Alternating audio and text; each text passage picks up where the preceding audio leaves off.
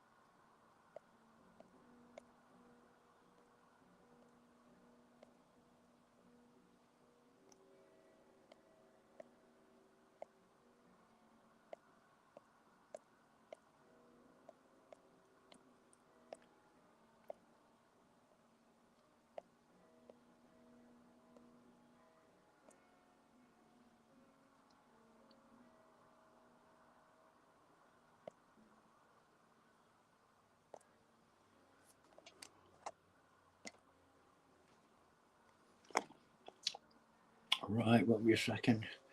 Oh, yeah. Just getting my. Oh. Come on. Oops. Oops, it's easy. Right. Oh. Right.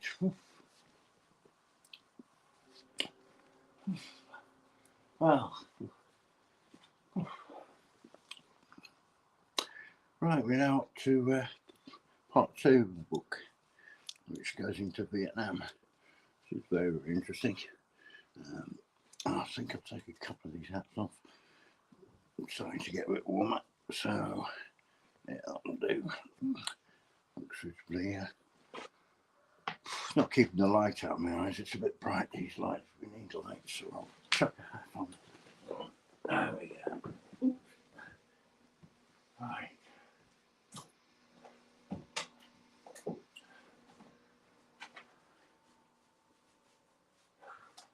Right. Oops.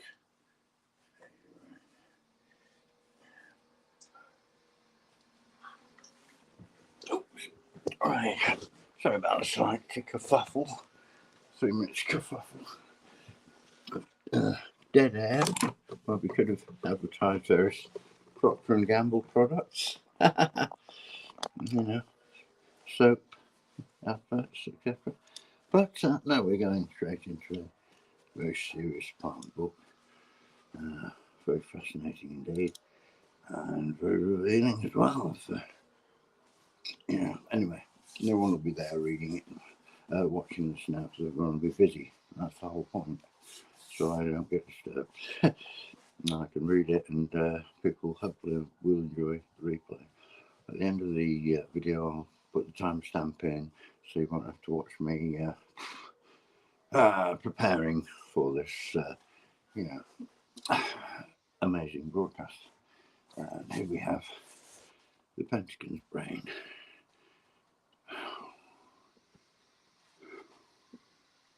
by Annie Jacobson. Excellent book. She also wrote a book called Area 51 and Operation Paperclip, which you may or not be aware of.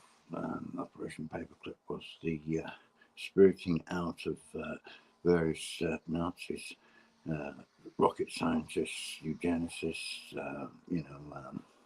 behavioral scientists, blah, blah, blah. This is endless, really, because the Americans wanted to pick their brains. And unfortunately, they seem to have done slightly more than that. They seem to have become part of the, American, establishment, or rather disestablishment of, everything the American people fought and died for, basically, if you know what I mean.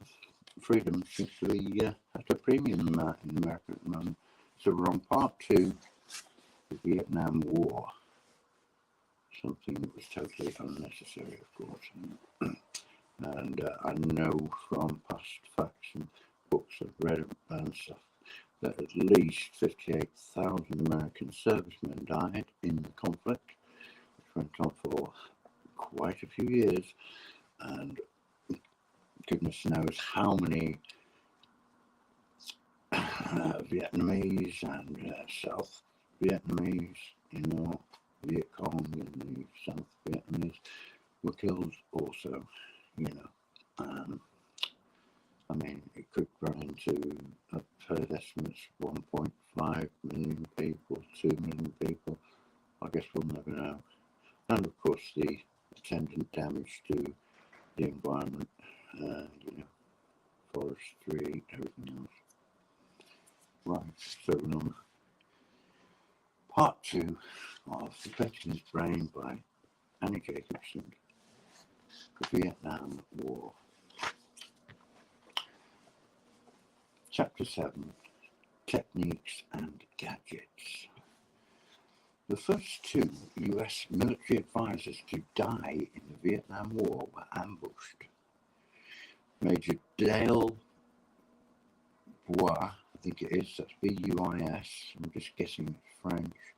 Dale Bois, French extraction name, so I'll call him that. It might be Bruce, I doubt if it's Bruce, it doesn't sound right. It's probably Bois. Major Dale, right, okay, I'll start again. I'll call him that anyway, if I get it wrong. There's another guy called Ovland, I think that'll be right. Right, so I'll start again, right? Chapter 7, Techniques and Gadgets. The first 2 US military advisors to die in the Vietnam War were ambushed. Major Dale Bois and Master Sergeant Chester Ovland was sitting with 6 other Americans in the mess hall of a South Vietnamese army camp 25 miles north of Saigon when the attack came. The lights were off and the men were watching a Hollywood movie, a film noir thriller called The Tattered Dress. When it was time to change the reel, a US Army technician flipped on the lights. Outside, a group of communist guerrilla fighters had been surveilling the army post and waiting for the right moment to attack. With the place now illuminated, they pushed the muzzles of their semi-automatic weapons through the windows and opened fire. Major Bois and Master Sergeant Overhand were killed instantly, as were 2 South Vietnamese army guards and an 8-year-old Vietnamese boy. In a defensive move, Major Jack Hellett turned the lights back off. The communist fighters fled, disappearing into the jungle from where they had come.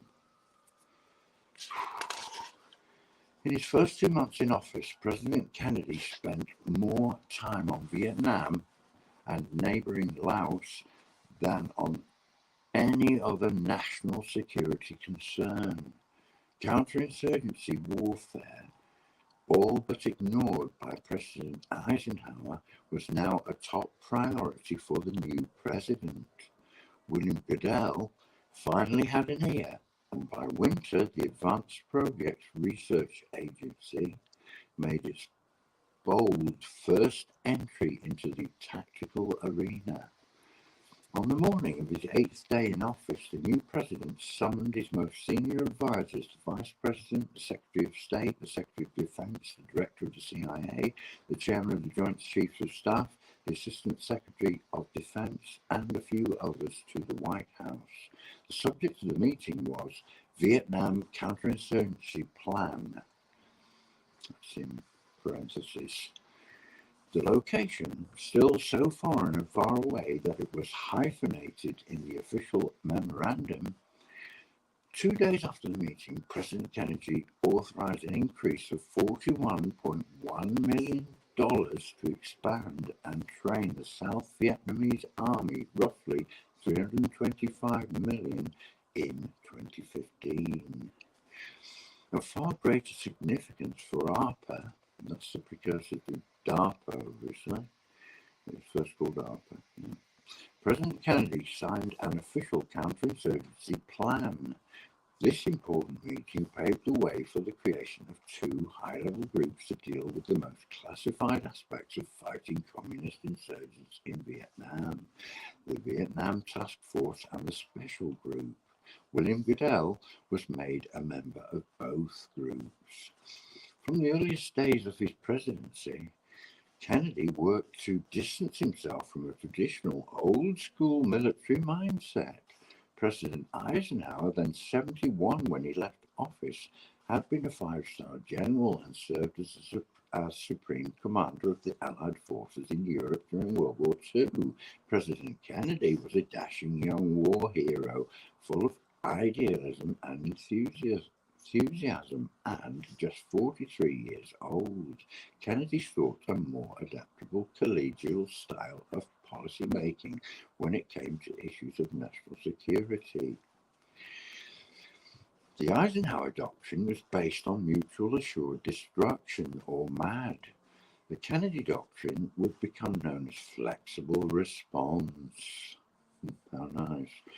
The new president believed that the US military needed to be able to fight limited wars quickly and with flexibility anywhere around the world where communists threatened democracy. In describing his approach, Kennedy said that the nation must be ready to deter all wars, general or limited, nuclear or conventional, large or small. These words of politicians, they always sound so wonderful, don't they? You can't really disagree with any of that stuff, can you? Not really. But then again, if you're interfering, trying to stop all wars, well, listen what you say, to deter all wars, how do you do that? Yeah. General or limited. That's a pretty large scale, isn't it? Nuclear or conventional, large or small. I mean, they're just words, aren't they? They don't mean anything. Nothing at all. Anyway, that's Kennedy for you. It's not such a wonderful guy as he's painted quite often, Yeah. The new president reduced the number of National Security Council staff by more than 20 and eliminated the Operations Coordinating Board and the Planning Board. In their place, he created interagency task forces. These task forces were almost always chaired by men from his inner circle, Ivy League intellectuals on the White House staff or in the Pentagon. Kennedy's Secretary of Defense, Robert McNamara, was a Harvard Business School graduate whose deputy, Roswell Gilpatrick, was a graduate of Yale Law School. The president's brother and Attorney General, Robert Kennedy, was, like the president, a Harvard grad. National Security Advisor George Bundy graduated from Yale, as did Deputy National Security Advisor Walt Rostow and Deputy Assistant Secretary of Defense for International Security Affairs William Bundy, brother of George Bundy. Strange, I've not got the same name, isn't it? Why are they not? Oh, I see. McGeorge is his first name. It's a bit confusing. Yeah. Who also attended Harvard Law School. The staffs of many presidential administrations have been top-heavy with Ivy League graduates, but to many in Washington, it seemed as if President Kennedy was making a statement that a man's intellectual prowess was to be valued above everything else. Intelligence isn't wisdom, as we will find out. War was a thinking man's game. Oh, wow. That's my old album. He seemed to be saying, intellect one wars. Yeah, right. The most powerful men in Secretary McNamara's Pentagon were defense intellectuals, including many former RAND Corporation employees. RAND stands for Research and Development, by the way, it's an acronym. As a group, they would become known as the McNamara's Whiz Kids. Vietnam had to be dealt with. The president's advisors agreed. On April 12, 1961, in a memo to the president, Walt Roscoe suggested 9 proposals for action in Vietnam to fight the guerrillas there. Action proposal number 5, written by William Goodell, suggested the sending to Vietnam of a research and development and military hardware team which would explore with General McGraw which of the various techniques and gadgets now available or being explored that might be relevant and useful in Vietnam operation. General Lionel McGraw was the commander of the Military Assistance Advisory Group Vietnam, that's MAGV, MAAGV, the Military Assistance Advisory Group Vietnam, and the ongoing Vietnam operation, which involved training the South Vietnamese Army in US warfighting skills. Goodell's action proposal called for ARPA to augment MAG-5's efforts, MAG Vietnam, efforts with a new assemblage of techniques and gadgets. President Kennedy liked Goodell's proposal and personally requested more information. The following week, Deputy Secretary of Defense Roswell Gilpatrick submitted to the President a memorandum that elaborated on action proposal number 5. This particular plan of action, according to Gilpatrick, involved the use of a cutting-edge technology to fight the communist insurgents. He proposed that ARPA establish its own research and development center in Saigon, a physical location where an ARPA field unit could develop new weapons specifically tailored to jungle fighting needs. There would be other projects too, said Gilpatrick, the techniques element of Goodell's proposal. These would involve sociological research programs and psychological warfare campaigns. The ARPA facilities, set up in buildings adjacent to the MAG-V Center, would be called the Combat Development and Test Center. It would be jointly run by ARPA, MAG-V, and the South Vietnamese Armed Forces, ARVN. The ARPA program would be called Project Agile, as in flexible, capable, and quick-witted, just like the President and his advisors. No irony there then. The following month, President Kennedy sent Vice President Lyndon B. Johnson to meet personally with South Vietnamese President Ngo Nguyen Diem, and garner support for the techniques and gadgets. Idea.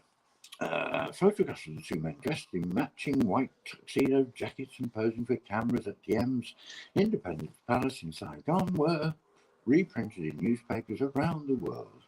Johnson, who was 6'4", towered over the diminutive Diem, whose head barely reached Johnson's shoulder.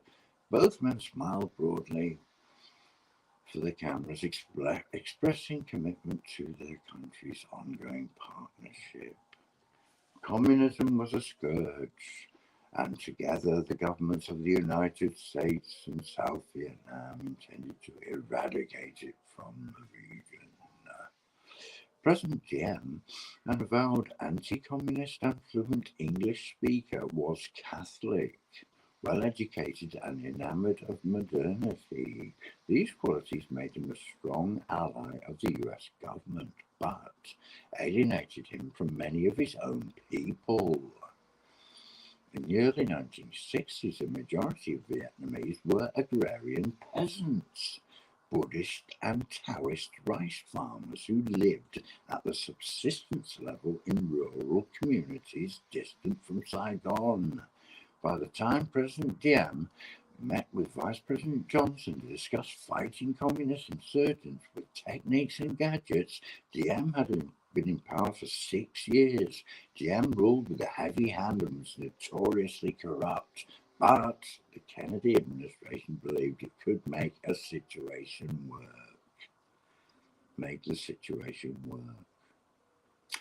During the meeting, Johnson asked Diem to agree to an official memo of understanding to consider jointly the establishment in Saigon of a facility to develop and test weapons, using the tools of modern technology and new techniques to help both parties in their joint campaign against the communists. Diem agreed, and the men shook hands, setting Project Agile in motion and giving ARPA the go-ahead to set up a weapons facility in Saigon. Diem is the Winston Churchill of Asia. What a stupid comment, Johnson famously declared. Yeah, right. Not that Churchill did us any favours either, really. Anyway, never mind that. It's another thing, elaborate on sometime, but everyone thinks Churchill was totally marvellous and everything he ever did was absolutely superb and top hole and, wonderful. Which, of course, is not quite true, but never mind. Right, never mind that. The following month, on June 8, 1961, William Goodell travelled to Vietnam with Project Agile's first research and development team to set up ARPA's Combat Development and Test Center, CDTC, Combat Development and Test Center. Right. Project Agile was now a presidential issue, which gave Goodell authority and momentum to act. The new R&D center was located in a group of one-story stone buildings facing the Navy Yard near the Saigon River.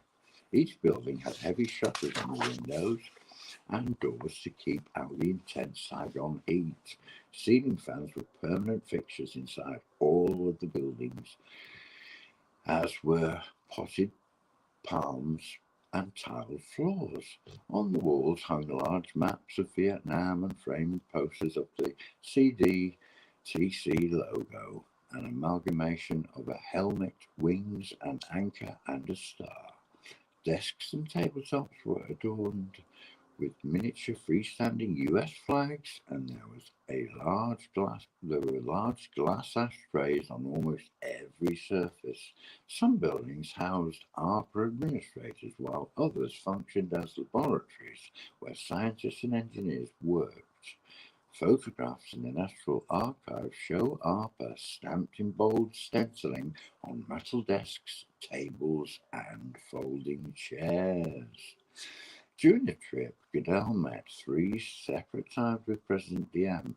On one visit, Diem toured the CDTC, and in photographs he appears confident and pleased as he strolls down the pebble pathways wearing his signature Western-style white suit and hat. Accompanying Diem is his ever-present entourage of military advisors, soldiers dressed in neat khaki uniforms, aviator sunglasses, and shiny shoes. In Goodell's first field report, he notes President Diem's insistence that U.S. military involvement in South Vietnam remained disguised. This warned Diem was the only way for the two countries to continue their successful partnership. The success of Project Agile rested on discretion and secrecy. Goodell agreed, and a large open-sided workspace similar to an airplane hangar but without walls was constructed adjacent to the CDTC.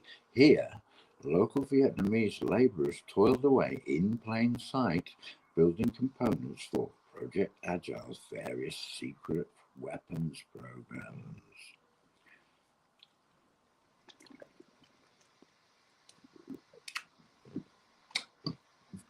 By August, ARPA's Combat Development and Test Center was up and running with a staff of 25 Americans. Colonel William P. Brooks, U.S. Army, served as chief of the ARPA R&D Field Unit, while President Diem's Assistant Chief of Staff, Colonel Bui Quang Trak, was officially in charge, which was how he signed documents related to the CDTC. ARPA's first staffers included military officers, civilian scientists, engineers, and academics. Some had research and development experience, and others had combat experience. The CDTC was connected by a secure telephone line to room 2B261 at the Pentagon, where Project Agile had an office. Agile's budget for its first year was relatively modest, just $11.3 million, or 1/10 of the budget for ARPA's biggest program, Defender. By the following year, Project Agile's budget would double, transforming it into the third largest ARPA program after Defender and Vela. Upon returning to Washington, D.C. from Saigon, Goodell traveled across the nation's capital, giving briefings on Project Agile to members of the Departments of State of Defense and the CIA. On July the 6th, 1961, he gave a closed seminar at the Foreign Service Institute. There, he discussed the first 4 military equipment programs to be discreetly introduced into the jungles of Vietnam: a boat, an aeroplane, guns, and dogs. At first, they hardly seemed high-tech. 2 of the 4 programs, the boats and the dogs, were as old as warfare itself. But ARPA's Swamp Boat was a uniquely designed paddle wheel boat with a steam engine that burned cane alcohol. It carried 20 to 30 men. What made it unusual was that it was engineered to float almost silently and could operate in as little as 3 inches of water. Pretty amazing. In 1961, the night in Vietnam was ruled by the Communist insurgents, which meant the boat had to be able to travel quietly down the Mekong Delta waterways so that U.S. Special Forces working with South Vietnamese soldiers could infiltrate enemy territory without being ambushed. ARPA's canine program was far more ambitious than using dogs in the traditional role of sentinels. One of the most provoking problems in Vietnam is the detection and identification of enemy personnel. ARPA's chemists A.C. Peters and W.H. Alton Jr. stated in an official report, noting how Viet Cong fighters were generally indistinguishable from local peasants in South Vietnam. ARPA's dog program sought to develop a chemical whose scent could be detected by army-trained dogs, but not by humans. As part of a tagging and tracking program, the plan was to have Diem soldiers surreptitiously mark large groups of people with this chemical, then use dogs to track whoever turned up later in a suspicious place, like outside a military base. ARPA's canine program was an enormous undertaking. The chemical had to work in a hot, wet climate, leave sufficient spore to enable the tracking by dogs, and be suitable for spraying from an aircraft. The first chemical ARPA scientists focused their work on was called squalene, a combination of shark and fish liver oil. German shepherds were trained in Fort Benning, Georgia, and then sent to the CDTC in Saigon. But an administrative oversight set the program back when Army handlers neglected to account for temperatures reaching a level greater than 100 Fahrenheit. After 45 minutes of work in the jungles of Vietnam, the Arbor dogs seemed to lose interest in any further detection trials. The German Shepherd's acute sense of smell could not be sustained in the intense jungle heat.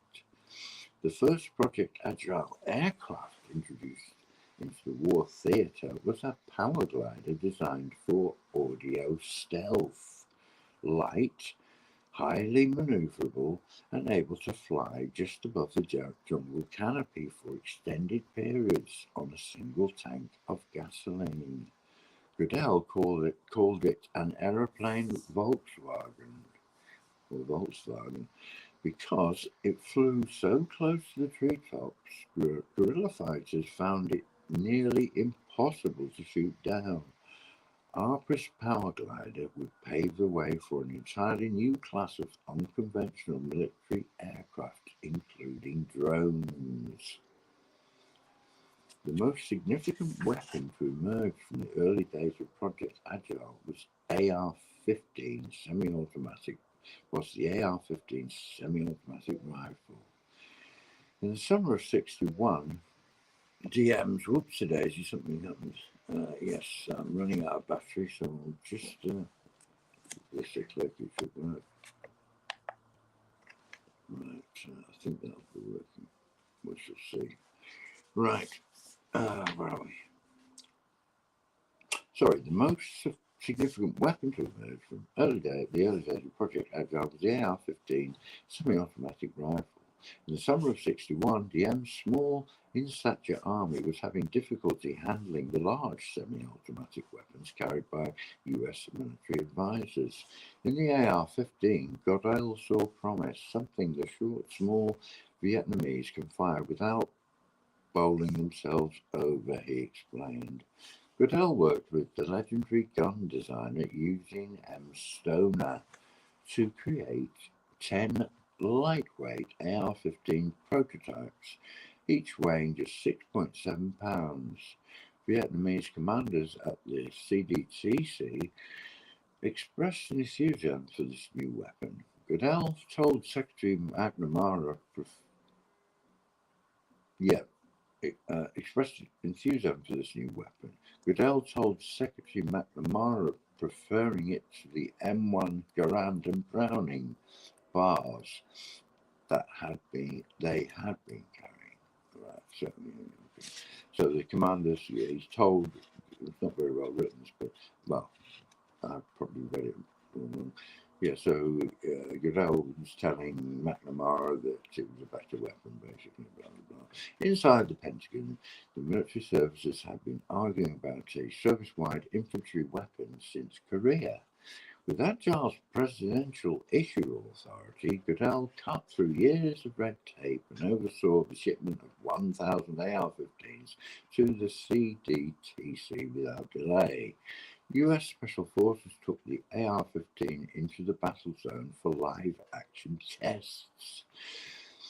At a distance of approximately 15 meters, a US soldier fired the weapon at two VC Viet Cong armed with carbines, grenades, and mines. Read and after-action report from 340 Ranger Company. One round in the VC's, that's Viet Cong's head, took it completely off. How nice. Another in the right arm took it completely off too. One round hit him in the right side, causing a hole about 5 inches in diameter. It can be assumed that any one of the 3 wounds could have caused death, the company commander wrote. It's pretty obvious, isn't it? If you've blown someone's head off, it's going to cause death. Bit of a slight understatement there. Right. In 1963, the AR-15 became the standard issue rifle of the US Army. In '66, it was adapted for fully automatic fire and redesignated the M16 assault rifle.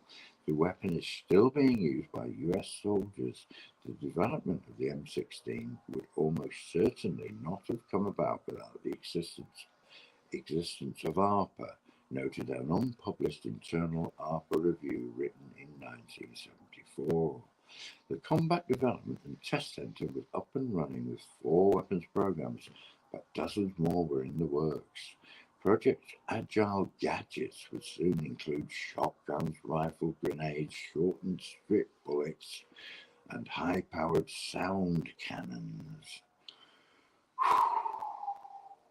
ARPA wanted a proximity fuse with an extra 15-millisecond delay so bombs dropped from aircraft could be detonated below the jungle canopy but just above the ground.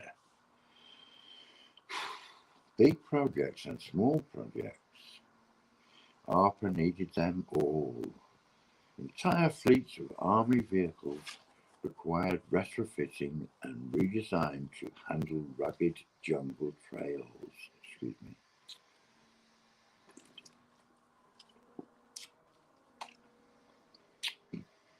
ARPA needed resupply aircraft with short takeoff and landing capability.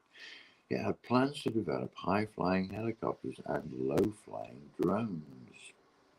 ARPA needed scientists to create disposable parachutes for aerial resupply, chemists to develop anti-venom snake bite and leech repellent kits, technicians to create listening devices and seismic monitoring devices that looked like rocks but could track guerrilla fighters' movement down a jungle trail. ARPA needed teams of computer scientists to design and build data collection systems and storage systems, and to retrofit existing air, ground, and ocean systems so all the different military services involved in this fight against Vietnamese communists could communicate better. But there was one weapons program, highly classified, that commanded more of Goddard's attention than all the others. This particular program was unlike any other in the Project Agile arsenal in that it had a potential to act as a silver bullet, a single solution to the complex Hydra-headed problem of counterinsurgency. It involved chemistry and crops, and its target was the jungle. Eventually, the weapon would become known to the world as Agent Orange, and instead of being a silver bullet, Agent Orange was a hideous toxin. But in 1961, herbicidal warfare was still considered an acceptable idea, and William Goodell was in charge of running the program for ARPA. At Fort Detrick in Maryland, ARPA ran a toxicology branch where it worked on chemical weapons related programs with Dr. James W. Brown, Deputy Chief of the Corps Division of the Army Chemical Corps Biological Laboratories. ARPA had Dr. Brown working on a wide variety of defoliants, and the goal of finding a chemical compound that could perform 2 functions at once. ARPA wanted to strip the leaves off trees so as to deny Viet Cong fighters protective cover from the jungle canopy, and they wanted to starve Viet Cong fighters into submission by poisoning their primary food crop, a jungle root called manioc. I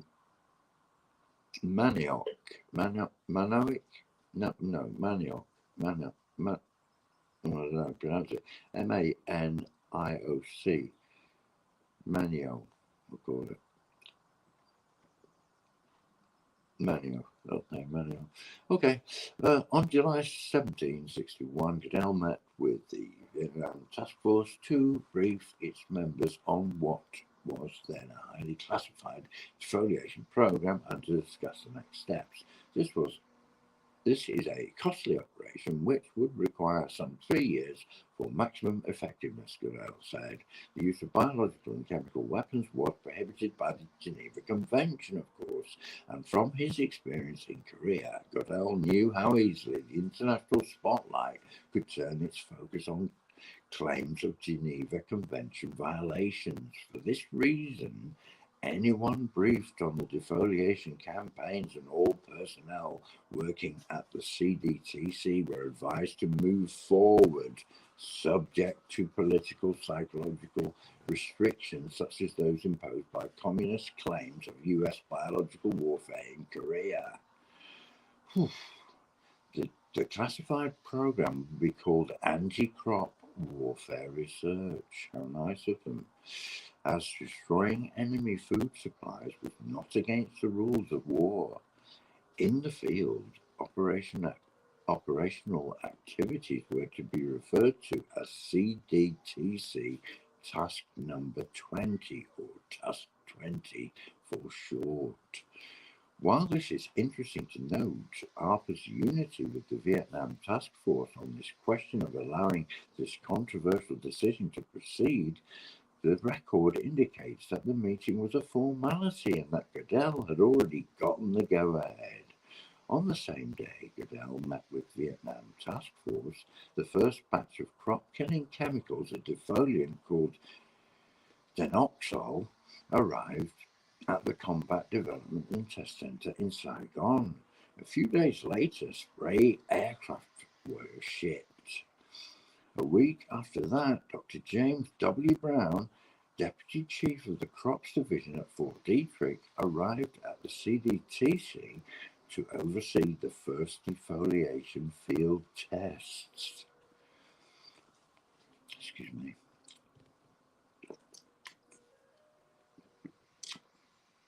The first mission to spray herbicides on the jungles of Vietnam occurred on August the 10th, 1961. The helicopter, an American-made H-34 painted in the colors of the South Vietnamese Army and equipped with an American-made spray system called a Haidal helicopter insecticide dispersal apparatus liquid, was flown by a South Vietnamese Air Force pilot.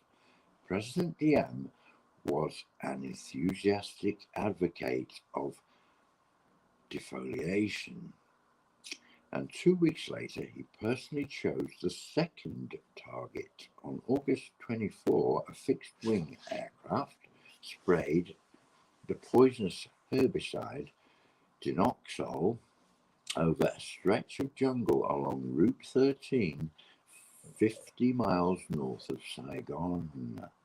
The defoliation tests were closely watched at the Pentagon.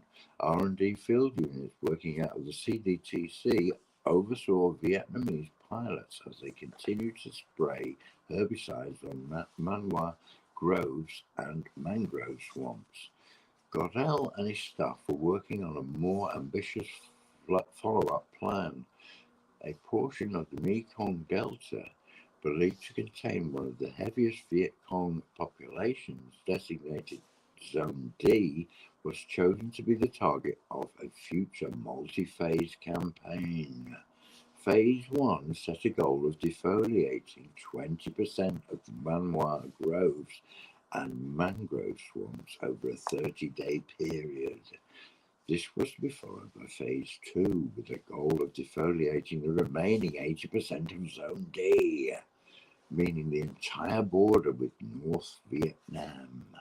Together, the two-part operation would take 90 days to complete. After Phase 1, Phase 2 were completed. Phase 3 called for the defoliation of another 31,250 square miles of jungle, which was roughly half of South Vietnam.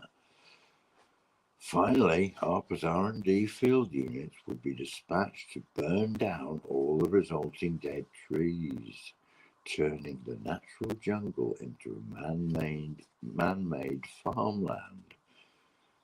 This way, Goodell's team explained, once the insurgency was extinguished, it would not be able to reignite. The project cost for the Project Agile defoliation campaign was between $75 and $80 million, more than $500 million in 2015 of toxic chemical filth and shit. Excuse me, they're my words. The only foreseeable problem, wrote the staff, was that the program's ambitious scope would require more chemicals than could realistically be manufactured in the United States. In 1961, few Americans outside elite government circles knew what was happening in Vietnam. Of course not. Inside Washington, power struggles over how best to handle the communist insurgency were becoming contentious as the rift between the White House and the Pentagon widened. Just 3 months after taking office, Kennedy experienced the bitter low point of his presidency when a CIA-sponsored, military-supported paramilitary invasion of the Bay of Pigs in Cuba failed. More than 100 men were killed and 1,200 were captured. The fiasco damaged the president's relationship not only with the CIA but also with the Joint Chiefs of Staff. Publicly, President Kennedy assumed full blame. "I'm the responsible official of the government," he famously said. But to his closest White House advisors, he said that the Joint Chiefs of Staff had failed him. "The first advice I'm going to give my successor," Kennedy told Washington Post editor Ben Bradley, "is to watch the generals and to avoid feeling that just because they were military men, their opinions on military matters were worth a damn." The situation seemed to strengthen his perception that his group of intellectually minded White House advisors and civilian Pentagon advisors, the so-called McNamara whiz kids, not only were more trustworthy, but also had better ideas on military matters than did the military men themselves. Oh dear. After the Bay of Pigs fiasco, in the summer of '61, President Kennedy created a new position on his White House staff called military representative of the president. The post was created specifically for General Maxwell Taylor, a dashing multilingual World War II hero who had written a book critical of the Eisenhower administration. According to a memo that outlined General Taylor's duties as military representative of the president, he was to advise and assist the president with regard to those military matters that reach him as Commander-in-Chief of the Armed Forces. General Taylor was also to give his personal views to assist the president in reaching decisions, and he was to have a role in offering advice and assistance in the field of intelligence. It was a position of enormous influence, particularly in light of the coming war in Vietnam, that had already started, by the way, but nobody was aware of it, obviously. General Taylor was to advise the president on all military matters, and yet he was part of the White House staff, not the Pentagon. General Taylor was dispatched to Vietnam as head of a delegation that would become known as the Taylor-Rostow Mission. The purpose of the mission was to investigate what future political and military actions were necessary there. Accompanying Taylor on this trip was William Goodell. The two men, surprise, surprise, the two men shared similar views on counterinsurgency programs. In fact, Goodell would write major portions of Taylor's trip report. Goodell took General Taylor to ARPA's new Combat Development and Test Center and showed him some of the gadgets and techniques that were being developed there. In Taylor's report to President Kennedy, he praised the Development and Test Center work, noting the special talents of the U.S. scientific laboratories and industry on display. The Taylor-Rostow mission left Washington on Sunday, October the 15th, 1961, stopping for a briefing in Honolulu, and arrived in Saigon on October 18. Goodell joined the party in Saigon. General Taylor wore civilian clothes and requested that there be no press briefings, or no interviews, no social functions, and most of all, no military formalities. To the President, General Taylor described the Vietnam situation as the darkest since the early days of '54, a reference to the year when the French lost Dien Bien Phu, or Phu. I think it is. Phu. Taylor warned how dangerous the terrain had become, noting that the Viet Cong strength had increased from an estimated 10,000 in January '61 to 17,000 in October. They were clearly on the move in the Delta, in the highlands, and along the plain on the north central coast. He painted the picture facing the government of South Vietnam in the bleakest of terms.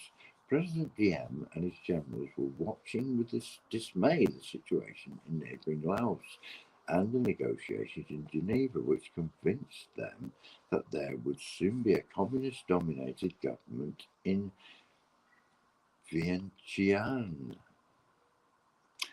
the capital of Laos. Taylor wrote and proposed that President Kennedy take vigorous action at once.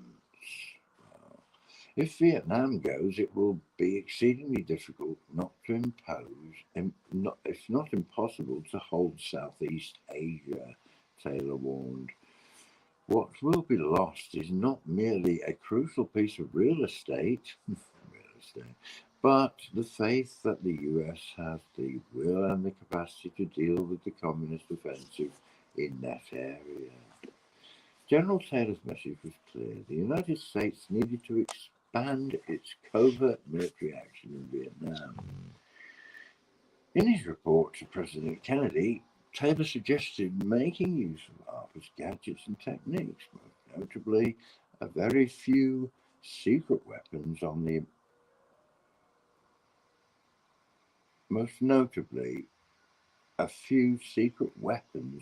immediate horizon at the CDTC. One such secret weapon was herbicide. As the program moved forward, however, there was a hitch. In the fall of '61, Radio Hanoi in North Vietnam made public ARPA's secret defoliation tests. The United States had used poisonous gas to kill crops and humans, Radio Hanoi declared in a condemnatory broadcast. The revelatory radio program was then rebroadcast on Radio Moscow and Radio Peking. But surprisingly, it did not produce the kind of international uproar that the Vietnam Task Force had cautioned against in the July 17 meeting. But the President's advisors agreed that a formal decision had to be made about whether to proceed with ARPA's defoliation program or to halt it. The Vietnam Task Force asked the Joint Chiefs of Staff to weigh in. On November the 3rd, they expressed their opinion. Mindful of the Geneva Protocols, they wrote, the Joint Chiefs of Staff are of the opinion that in conducting aerial defoliant operations against food-growing areas, care must be taken to ensure that the United States does not become the target for charges in employing chemical or biological warfare. Echoing earlier concerns from the Vietnam Task Force, the Joint Chiefs warned that the world could react with solemn condemnation and that the international repercussions against the United States could be most serious. Even Deputy National Security Advisor Walt Rostow, just back from the trip to Vietnam with General Taylor and William Goodell, felt compelled to point out to the President the reality behind spraying defoliants. In a memorandum with the subject line, "Weed Killer," Rostow told President Kennedy, "Your decision is required because this is a kind of chemical warfare." There was no uncertainty in Walt Rostow's words. On November 30, 1961, President Kennedy approved the chemical defoliation program in Vietnam. And we all thought Kennedy was such a good guy, didn't we? Or did we? I didn't.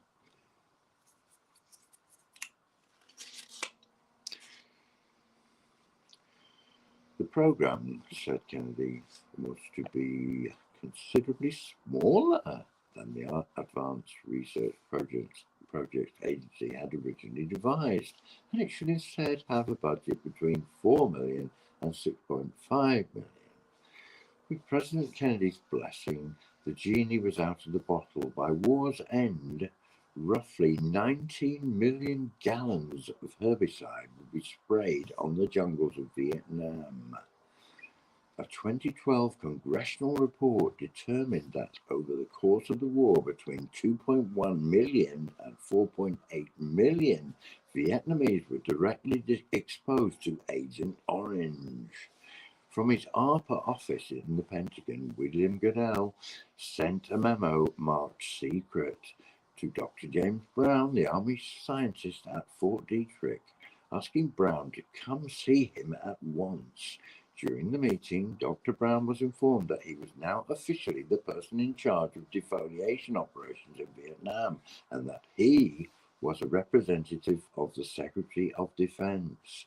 He was advised to be ignorant of all other technical matters, notes a declassified memo. If friendly authorities requested information on biological, anti-crop or anti-personnel agents or chemical agents or protective measures or detection kits, etc., he, Dr. Brown, was to state he knew nothing about them and suggest that they direct their inquiries to Chief MAAG, Military Assistance Advisory Group. Like much of ARPA's Project Agile, the defoliation campaign was a presidential issue. Details about the program, what it involved and what it sought to accomplish were matters of national security, and the narrative around this story needed to be tightly controlled. In the words of Walt Rostow, the Agent Orange campaign was a kind of chemical warfare, but it was also a secret weapon and had the potential of serving as a magic bullet against the communist insurgents in Vietnam. That's the end of the horrific chapter 7 from section 2 of the book, the Vietnam War, part 2 of the book, entitled Techniques and Gadgets. That was Techniques and Gadgets, chapter 7. And in a little while, perhaps I'll do chapter 8, which is called Research and Development, which is RAND. You've heard of the RAND Corporation. That's an acronym, RAND, Research and Development. And COIN, that's counterinsurgency. So that's chapter 8, and I'm going to have a break now and talk to my friend Rose Jane, if I can, if she's still there. Right, okay. I'm going to, I guess, copy. Oh, there we go.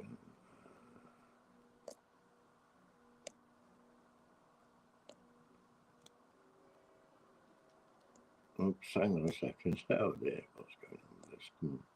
Come here, silly thing. Right. Hi, Rose Jane. Morning. How are you? You okay? How did you like the reading? Was it good?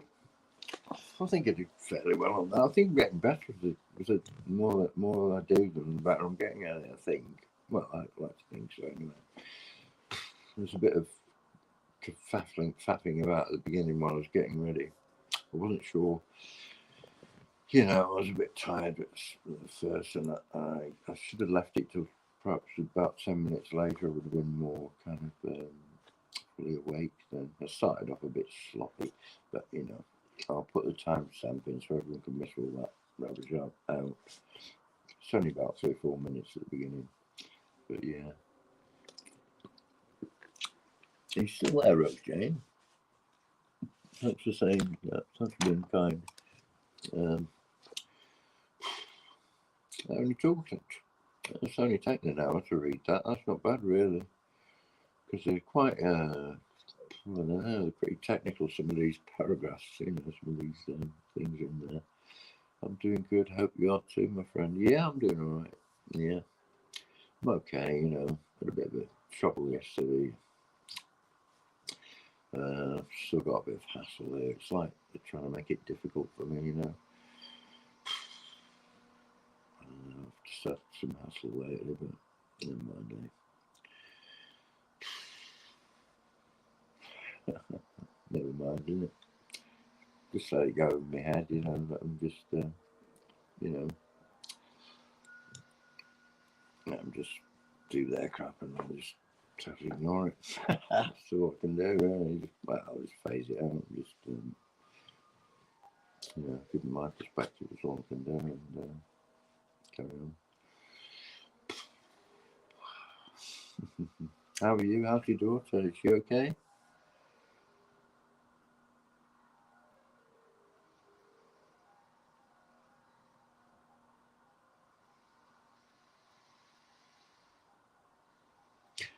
Anyway, I did a quite good live stream yesterday.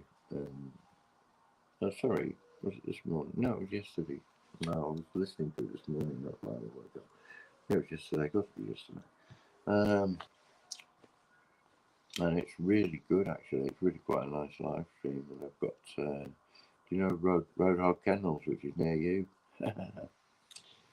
in Illinois, and the road came on, and I had a really good chat with his wife, Hag. I've never found out why they call her Hag. It's a nickname, I guess. But she's a wonderful person, fantastic. We had a really good chat, really, really good. You're doing okay, and your daughter's okay as well. Yeah. So I don't know if you get time to listen to a bit of that. If you could just fast forward past the twaddly bits.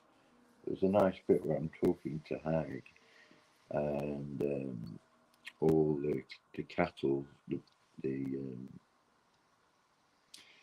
cattle come up and you know, it's getting dark and they're curious. They want to cross the river, and they're all queuing up to the side of the river, and they come right up to me. I'm lying on my back on the grass with my bag of herbs. I've got a bag full of herbs and a couple of plants, you know, and maybe they could smell the herbs, I don't know, but they came right up to me, and the cows are sniffing my foot and everything, you know. Quite a good little video, that.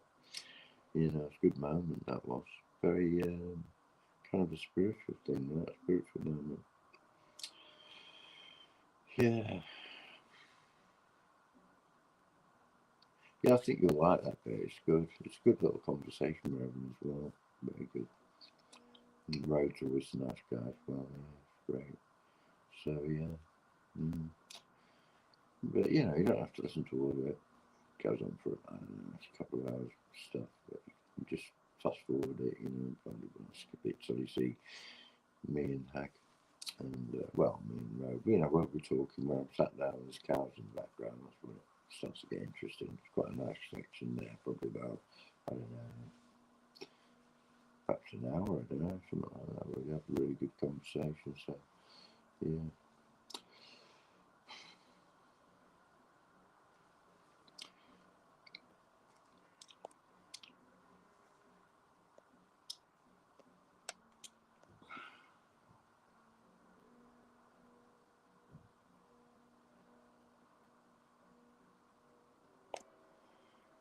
Low thyroid and have to take medication for it starting today. Oh dear. Well, I hope it agrees with your medication.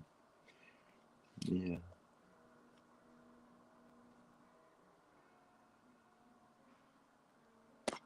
Oops. I always watch the whole stream, my friend. I enjoy them. You must be mad. You know, one might help.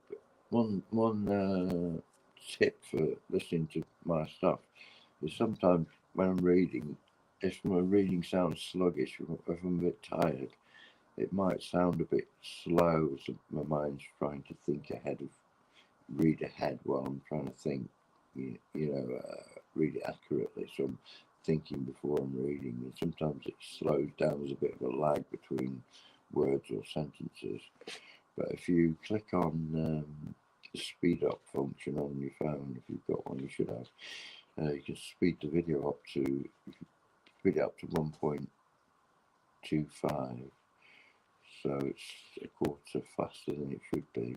You can still understand it pretty well. Yeah, you should be able to still understand it, and it shouldn't. It'll save you time, and yeah, it might be more listenable on some of them anyway, rather than the just normal speed.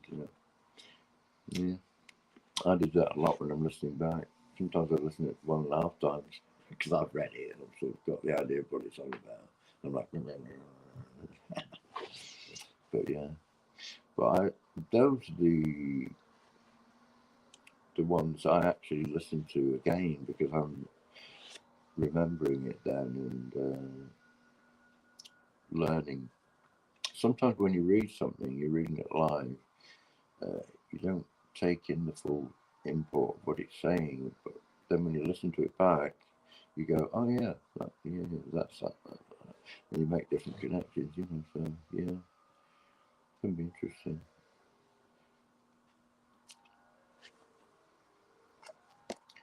Yeah, try it. Try the 1.25. You might find it all right. You might find it funnier in a way because I don't know or whatever, but that's too funny. But it will save you a bit of time anyway. But yeah. Mm. Oh yeah. Well, I hope you have a lovely day. What time is it there in America now? Very early in the morning, isn't it? We're on 7:25. It's about 2 in the morning.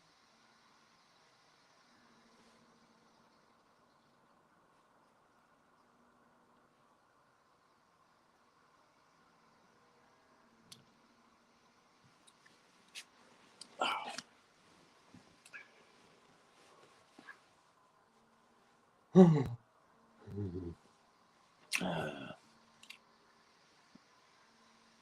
1:23 in the morning. Wow.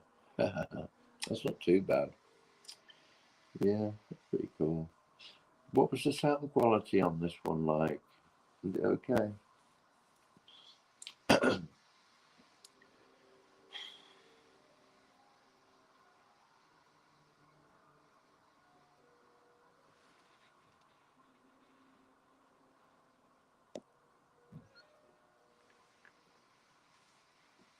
Yeah, what was the sound quality like?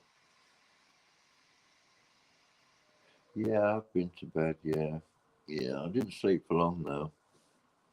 I woke up about 4 o'clock, 4:30, so I'm a bit tired. So what I might do is have a sleep and then hopefully, I don't know, there's a little bit of blue in the sky amazingly. Yesterday was one of the nicest days we've had all year, if not the nicest. Well, I think it was the nicest actually. There wasn't too much activity going on, although the sky wasn't, the right kind of blue. You know what I mean? It was all kind of bleached out blue a bit, but it was quite nice. Yeah, yeah. Anyway, I'm a bit tired now. Is it alright to go? Just have a rest. I feel like I'm in a bit of a doze, like maybe nod off for an hour or something.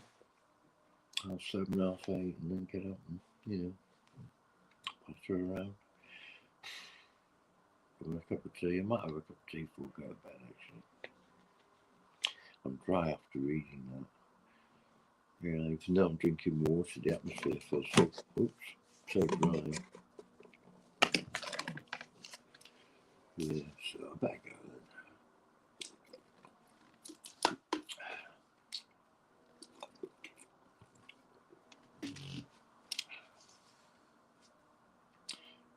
You have a great, well, have a good kip. Go to bed and have a sleep. Wake up and have a lovely day tomorrow, okay? So maybe see you tomorrow, whatever. It's fine, anytime. But I'm going to visit your channel today and see what you've been up to. Yeah, it'll be great. Okay. Hopefully I'll be able to. Oh, Wildlife Wonders just popped in. Well, that's cool. How are you, Wildlife Wonder? I mean, Wildlife Wonder. Wow, Wonder. Here comes Wild Wonder. Who just woke me up now? Can't stay. Just wanted to say hi. I'm going to rewind and listen to you read, my friend. Oh, good. I'm glad about that because you might actually like it. Well, I think I did well on this one anyway. Definitely a good one. This is part 2 of the book called Pentagon's Brain by Jacobson. Excellent book, really interesting, really good research, stuff like that. Yeah, journalist and writer, well written. Fantastic amount of stuff she's managed to unearth to put into the book. Yeah, so really great book. I think the more I sort of read, practice the readings, I think the better I'm getting at them. So can't do any harm. Rose Jane says hi. So yeah. So I'll see you later then, Wanda, because you're not hanging around, and I need a bit of rest. So you can all, whatever, rewind or whatever, and enjoy, hopefully. Just getting over a bad cold, being sick. I've been listening to you the last few times you were reading. Oh, that's good. Oh, that's good. Are they getting better or worse? I mean, the thing is, sometimes the quality varies. But as I was saying to Rose Jane, it's a good facility to use the speed function on it. Maybe to speed it up to 1.25, especially if I'm a bit tired and reading a bit slowly, or my brain's not quite working to its limited capacity. The brain cells not quite firing. Yeah. Oh, I'm getting better. That's nice of you to say.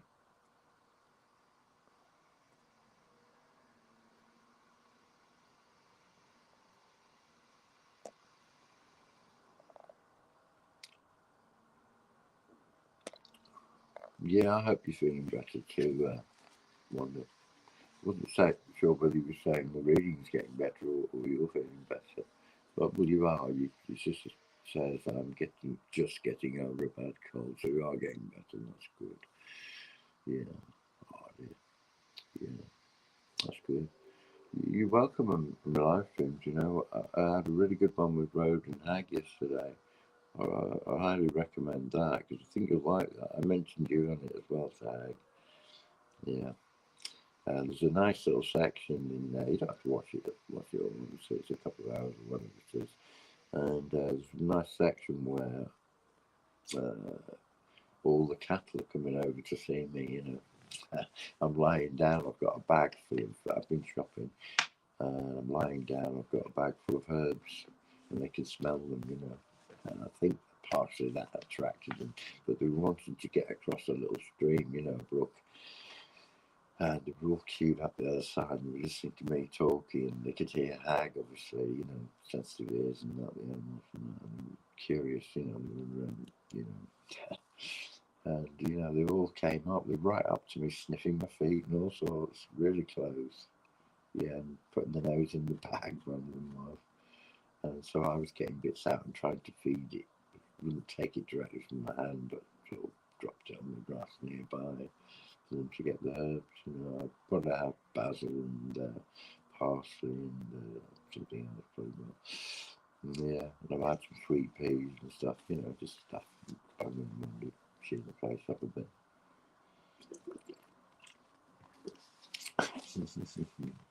That was quite a nice moment. That was a very spiritual moment. That really good conversation with Hag on that. that bit there, we got to a really good level of communication. Yeah, they are fantastic people. They're fabulous. Yeah, I really love them. I love the down to earth thing. It is really cool. Yeah. All the sound's been good. That's great. I'm really pleased with that because sometimes it just crackle up. I did a video the other day, which was only about half an hour job, I think. I just went walking around the estate, and for some reason it just kept crackle, really loud cracklings. Although you could hear what I was saying, there was kind of all this crackly noises on it. I don't know what that was, where that interference was coming from. It was strange.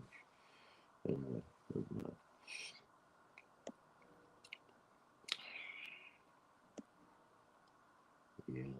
So anyway, I better sign off now. Say goodbye to you both. And thanks for tuning in.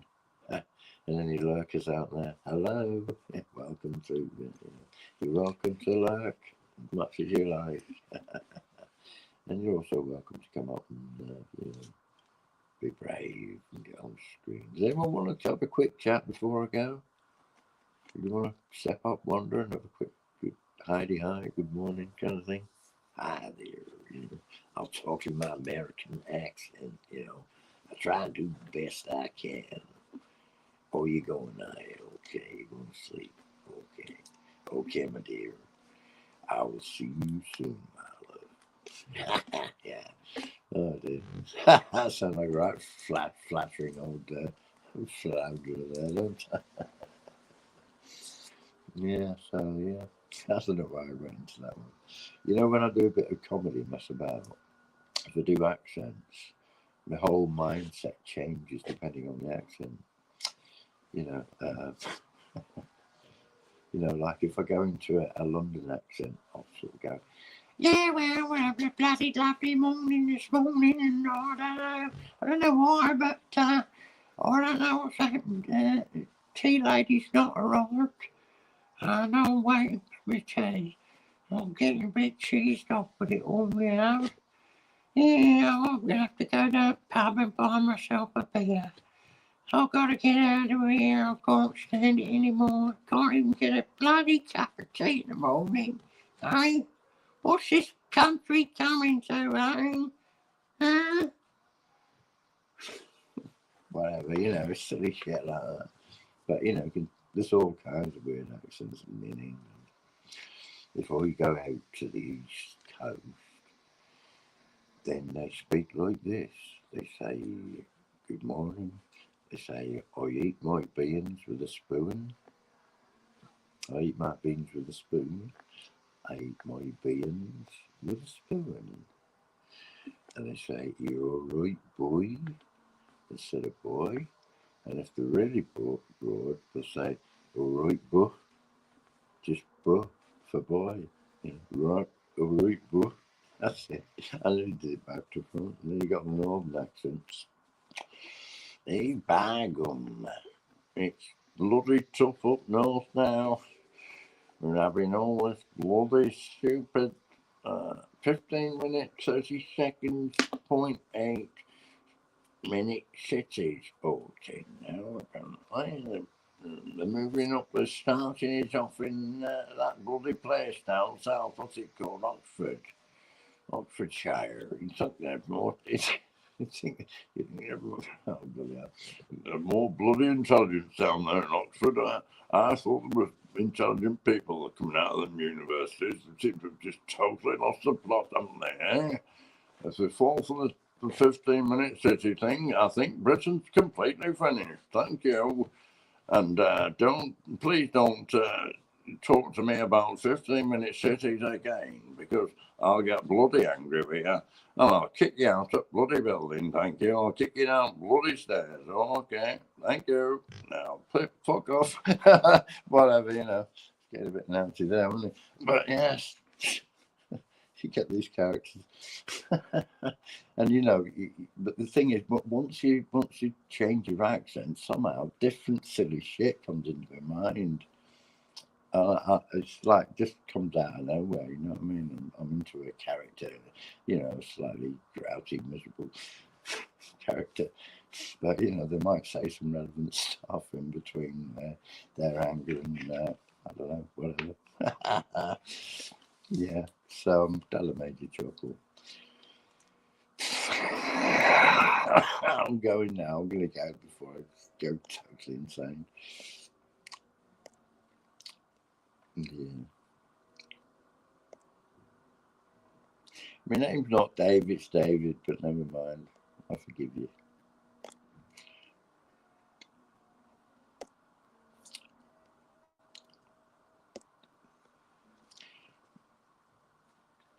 Yeah, me and Wanda, we had a really good, we did a good live stream one night, which got took down by the, because I rather stupidly played a copyrighted tune, which wasn't on the internet at all, and I knew I'd get hammered for it.